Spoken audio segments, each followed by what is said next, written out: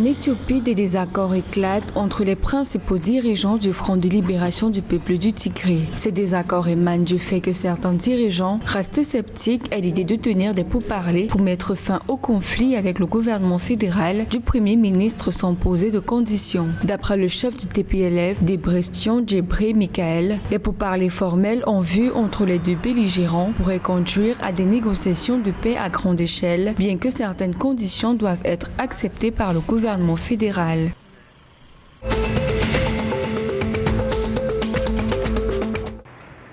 Le 28 février 2022, le Soudan a appelé à une négociation harmonieuse entre le Soudan, l'Égypte et l'Éthiopie pour parvenir à des accords qui arrangent les trois parties. L'Égypte a quant à lui, à cet effet, assuré au Soudan sa pleine disposition à coopérer pour une bonne tenue de ces négociations. Pour ce qui est de l'Éthiopie, rien n'a encore été signalé au sujet de ces négociations, bien que le pays compte produire plus de 6 000 MW d'électricité à travers le GERD.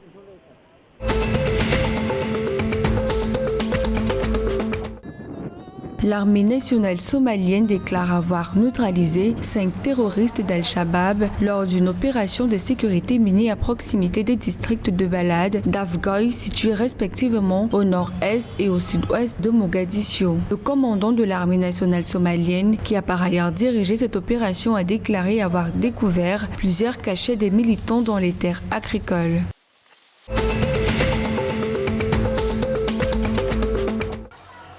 Afin de créer une usine de phytomédicaments, le Rwanda a engagé des pourparlers avec une société indienne pour produire localement des phytomédicaments qui sont des médicaments produits à partir de plantes telles que les racines, les tiges, les feuilles, les fleurs et les graines, entre autres. D'après l'Agence nationale de recherche et de développement industriel, pour réaliser ce projet, une somme entre 4 et 6 millions de dollars est nécessaire. Le dit fonds est par ailleurs nécessaire pour installer l'usine dans le district de Rouille au Rwanda.